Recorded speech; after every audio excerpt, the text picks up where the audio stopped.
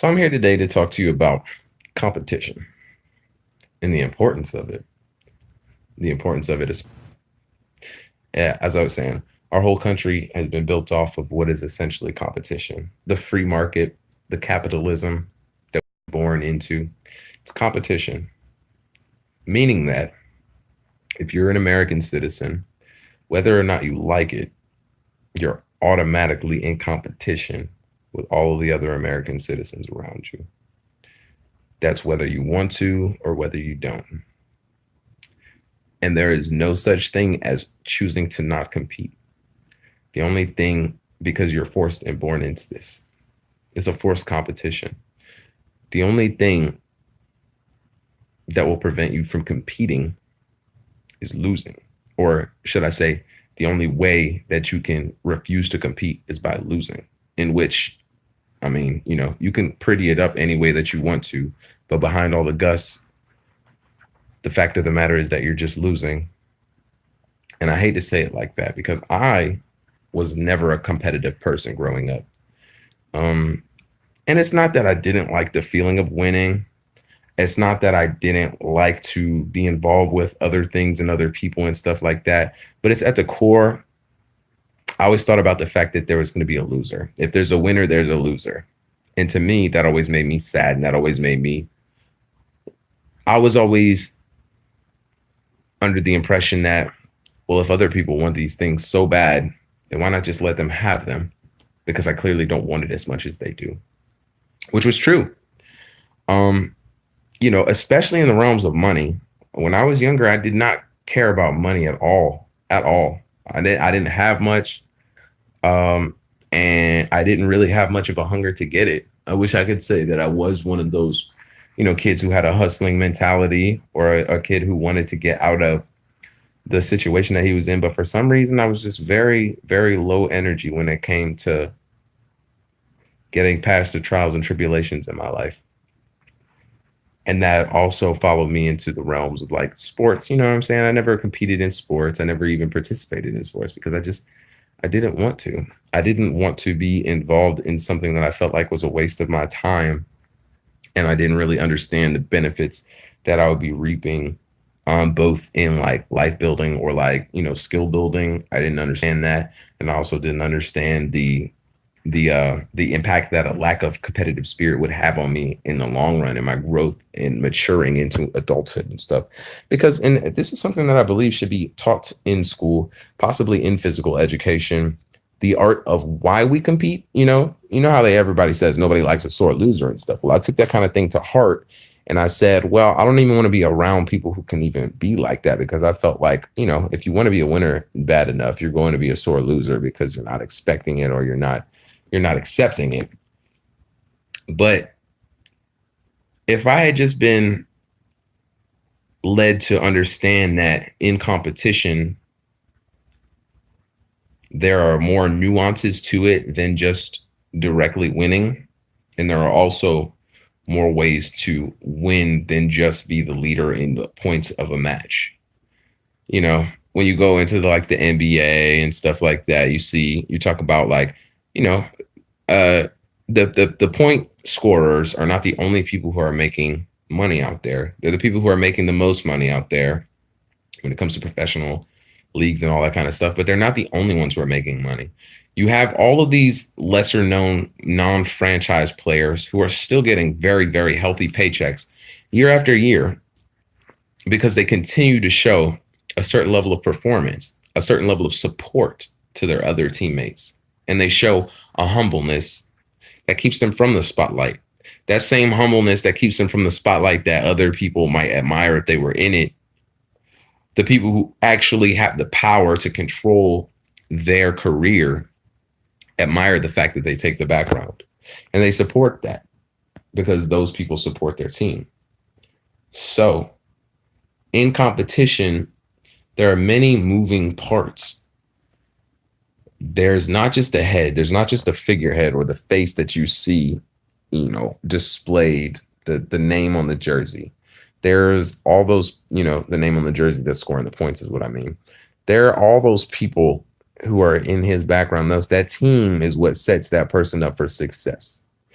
And really, competition is less about winning and more so about avenues, finding, extrapolating results, building teamwork. There's so many things, there's so many skills that come into competition that it's very important that you don't be distracted by the end, because you have to understand the means of competition. Not only that, but when you're relating that to business, you will not be a successful, I'm trying to think of the right word here.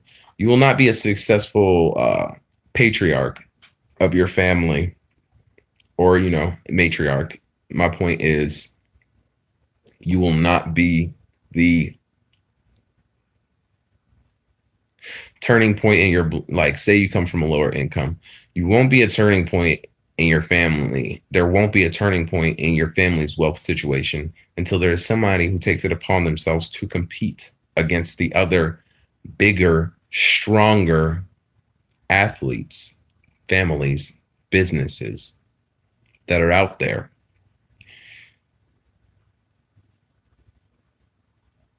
That is where not being a sore loser comes into play, because you start losing. You start by losing. When you're in it to win it, you start by losing. It's not a good thing. It's not something to be happy about. But when you're really in it to win it, you're competing with a certain level of competition. That level of competition should always be more experienced than you, because that's how you learn. You learn from the accumulated experience of others. Meaning that if you're in the NBA, if you're a rookie in the NBA, if you're a superstar and you're a natural, that's one thing. But that is a flash in a bucket. That is LeBron James. Who else can you name besides LeBron? You know how there's only one? You notice how Jordan left and LeBron came right in. And when LeBron was there has not been another who has been put up on a pedestal like LeBron. There are there are other great players, but they're not comparing them to LeBron like that. In the same way that they didn't compare them to Jordan like that, until that one kingpin changer of the ideas, the changing of the guards, you know what I mean, is given their place. Aiming to be that person is good. Like, you should always shoot to be the best, but you have to understand that if that person isn't you, or if you aren't that person, that doesn't mean that there isn't a place for you. And not only that, but you can still be shooting for your goals while finding your own place, meaning that you don't give up on that, wanting to be the next LeBron or the next Jordan. You just understand how you can incorporate that into a successful model for your own performance. Now back to business. I know, I'm not a sports person, so I'm trying to base the analogy based off of what I know, off of the principles of the tactics and skills applied in the games. So referring that back to business, you're going to start off in a losing market. I don't know anybody who starts a business and then they're automatically making $1 million deals and stuff like that. If you had that happen to you, bless you. I don't know what kind of opportunities you've happened upon, and I'm not trying to say that you didn't do it yourself or anything, because if you did, if it was organic and stuff like that, that's awesome. It does happen for some people like that. But for the majority of people, the majority of business owners in this country, I think it's somewhere close to 80%, did not start off coming from a wealthy background. That is something that is going to be more and more. You're going to see less and less of people from wealthy background being the heads of these new successful companies, because just when you have it, our society tells you to be cool, calm, relax, and kind of give it away if you take the wrong avenues and pay attention to the wrong sources. So generational wealth is usually dissipated. I want to say on average, it's like 1 to 2 generations. It's like the average wealthy family loses their wealth in less than 2 generations. That means that your grandkids, if you don't have the right plan for your grandkids, they could very well lose everything that you've built up. That's where the competition comes into play. Because you know that if you're not the point scorer, you may not be the point scorer in your life or on your team. But if you're not, then that means you're the support. And the support people have to identify the person who is going to be the point scorer, and they have to know how to support them. Not just that person, but supporting the team. Sometimes that might mean that you have to do something that the point scorer doesn't necessarily agree with, because the point scorer's ego doesn't allow them to see the same thing that a support person would. It doesn't always fall that way, because a lot of them are humble to get where they are too. But my point is, sometimes stars don't understand everything that leverages them to their success, because it's not their place to do that. That's not their position. Their position is to perform, and somebody else's position is to calculate. If you are that person in the background, you have to understand your goal and how you succeed.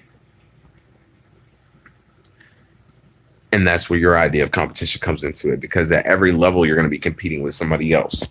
If you're not at the front, if you're just a team coach, or if you're the team captain, you're competing against the other team captains, the other people who are leading their teams to success. Those are the people who you're competing against.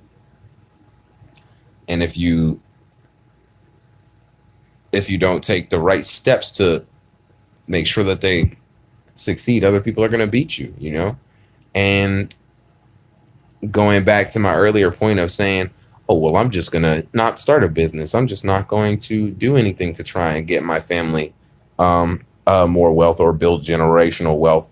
Well, that's not choosing to stay out of the competition. That's just choosing to lose. And in all honesty, if you're comfortable with choosing to lose, well, that comes to, I mean, that's a sad thing, because losing in a game doesn't mean much.